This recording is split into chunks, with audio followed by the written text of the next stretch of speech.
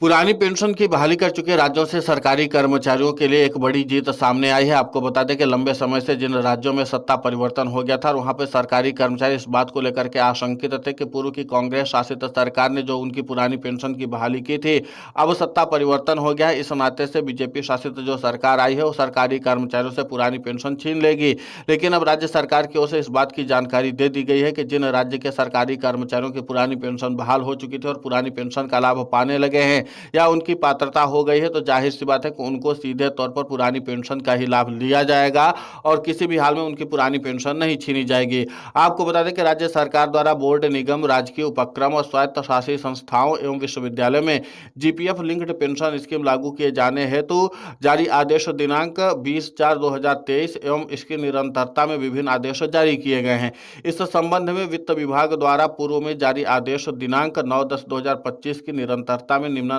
दिशा निर्देश जारी किए गए हैं। इस आदेश का पहला अंक जो है उसको हम बता देते हैं। आदेश दिनांक 9/10/2025 के जारी होने से पूर्व जिन संस्थाओं में निर्धारित अवधि दिनांक 31/10/2023 तक जीपीएफ लिंक्ड पेंशन स्कीम लागू की जा चुकी है, उन संस्थाओं में जीपीएफ लिंक्ड पेंशन स्कीम निरंतर जारी रहेगी तथा पूर्णतः अनुदानित संस्थाओं के अलावा अन्य संस्थाओं के स्वयं के स्रोतों से ही पेंशन एवं पेंशन परिलाभों का भुगतान हेतु व्यवस्था सुनिश्चित करनी होगी। जिन संस्थाओं में जीपीएफ लिंक्ड पेंशन स्कीम से संबंधित प्रावधानों के अनुसार कर्मचारियों पेंशनरों के विकल्प पत्र एवं राशि निर्धारित समयावधि में प्राप्त करने के उपरांत विकल्प स्वीकार कर लिया गया था, परंतु संबंधित संस्था द्वारा पेंशनरों को पेंशन परिलाभ प्रारंभ नहीं किए थे, ऐसी संस्थाओं को उनकी वित्तीय स्थिति सुदृढ़ होने की स्थिति में जीपीएफ लिंक्ड पेंशन स्कीम लागू कर सकती है। तीसरा है कि जीपीएफ लिंक्ड पेंशन स्कीम के प्रावधानों के अंतर्गत वे संस्थाएं जिन्होंने कर्मचारियों पेंशनरों से विकल्प पत्र एवं राशि निर्धारित समयावधि में प्राप्त कर ली थी और विकल्प स्वीकार भी कर लिए थे, परंतु वित्तीय स्थिति सुदृढ़ नहीं होने से ऐसी संस्थाएं जीपीएफ लिंक्ड पेंशन स्कीम लागू करने हेतु सक्षम नहीं है। ऐसी संस्थाओं के मामले में ही आदेश दिनांक 9/10/2025 प्रभावी होगा। तो कुल मिलाकर के राज्यपाल की ओर से इस बात का नोटिफिकेशन साफ तौर पर सरकारी कर्मचारियों को दे दिया गया कि जिनकी पुरानी पेंशन की बहाली हो चुकी है, कम से कम उनकी पेंशन नहीं छीनी जाएगी। लेकिन जिन संस्थाओं को यह लगता है कि उनकी पुरानी पेंशन की बहाली करने से उनको बहुत ज्यादा आर्थिक तौर पर बोझ हो पड़ सकता है, तो फिर उन संस्थाओं के पास यह स्वतंत्रता है कि वो सीधे तौर पर नेशनल पेंशन स्कीम या फिर यूनिफाइड पेंशन स्कीम की ओर अपने सरकारी कर्मचारियों को स्विच करने के लिए कह सकते हैं। लेकिन ये सरकार की एक सोची समझी रणनीति है, इसके तहत ही सरकारी कर्मचारी जो है वो पुरानी पेंशन को लेकर के सशंकित नजर आ रहे हैं। हालांकि बड़े वर्ग में जो सरकारी कर्मचारी थे जिनकी पुरानी पेंशन की बहाली हो चुकी है या जो रिटायरमेंट हो ले चुके हैं, उनके लिए थोड़ी सी राहत की बात है कि उनकी पुरानी पेंशन फिलहाल नहीं छीनी जाएगी। लेकिन जो सरकारी कर्मचारी अपनी संस्था के तहत सुदृढ़ व्यवस्था नहीं है अर्थव्यवस्था की, तो जाहिर सी बात है कि उनको आगे चल के यूनिफाइड पेंशन स्कीम या नेशनल पेंशन स्कीम को शिफ्ट किया जा सकता है।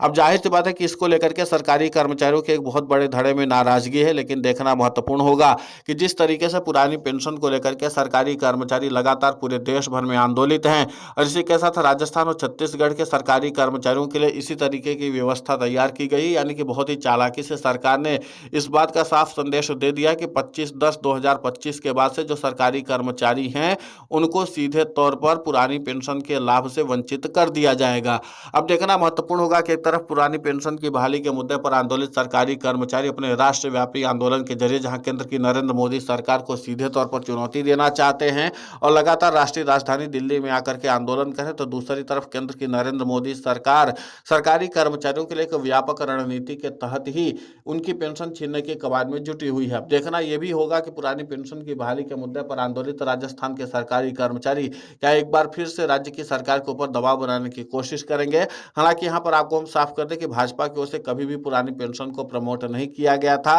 और इसी के नाते से पुरानी पेंशन की बहाली के मुद्दे को लेकर के सरकारी कर्मचारियों और सरकार के बीच अभी भी ठनी हुई है। अब देखना यह होगा कि राज्य की भजनलाल शर्मा सरकार क्या कुछ करती है और सबसे अहम बात यह है कि पुरानी पेंशन की बहाली को लेकर के अब एक बार फिर से राजस्थान के सरकारी कर्मचारियों का गुस्सा उमड़ने वाला है, क्योंकि सरकारी कर्मचारी बहुत लंबे समय के परिश्रम के बाद पुरानी पेंशन की उम्मीद जगाई थी और उसको लाभ के रूप में प्राप्त भी कर रहे थे। लेकिन अब यहाँ पर सरकारी कर्मचारियों का पूरा समीकरण बिगड़ता हुआ नजर आ रहा है और इसीलिए पुरानी पेंशन की बहाली के मुद्दे पर आंदोलित सरकारी कर्मचारियों ने राजस्थान में अपने मोर्चेबंदी को भी मजबूत करना शुरू कर दिया है। फिलहाल राज्य सरकार की ओर से इसी बात का दबाव जो था उसको कम करने की कोशिश की है कि किसी तरीके से जो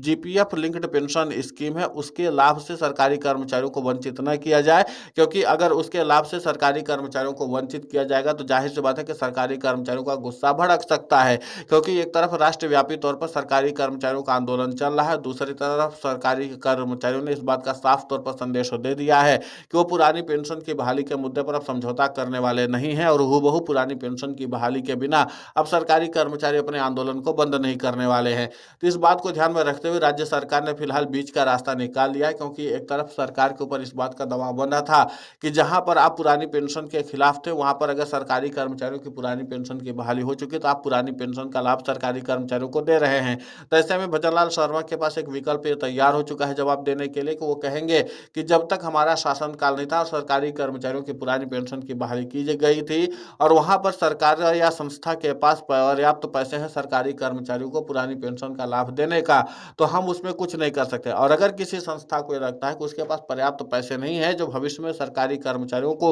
जीपीएफ लिंक्ड पेंशन स्कीम के तहत ही पैसा दे सके, तो फिर वो लोग सीधे तौर पर यूनिफाइड पेंशन स्कीम या नेशनल पेंशन स्कीम की ओर स्विच कर सकते हैं। तो ये विकल्प सरकारी कर्मचारियों के लिए तो निकाला गया है, लेकिन देखना महत्वपूर्ण होगा कि क्या आगे पुरानी पेंशन की बहाली के मुद्दे पर आंदोलित सरकारी कर्मचारी अपने इस रुख में कुछ नरमी बरतते भी है या नहीं। लेकिन सरकारी कर्मचारियों ने अपने रुख से साफ कर दिया है कि वो पुरानी पेंशन की बहाली के मुद्दे पर कंप्रोमाइज नहीं करेंगे। फिलहाल इस पूरे घटनाक्रम को लेकर के आपकी प्रतिक्रिया बहुत महत्वपूर्ण होती है, आप हमें कमेंट करके जरूर बताएं। साथ ही पुरानी पेंशन की बहाली के मुद्दे पर हम लगातार आंदोलित होकर के खबरें चला रहे हैं। आप हमारे समर्थन के लिए चैनल को सब्सक्राइब करें, खबर को ज़्यादा से ज़्यादा शेयर करें ताकि पुरानी पेंशन की बहाली का मुद्दा और बुलंद हो।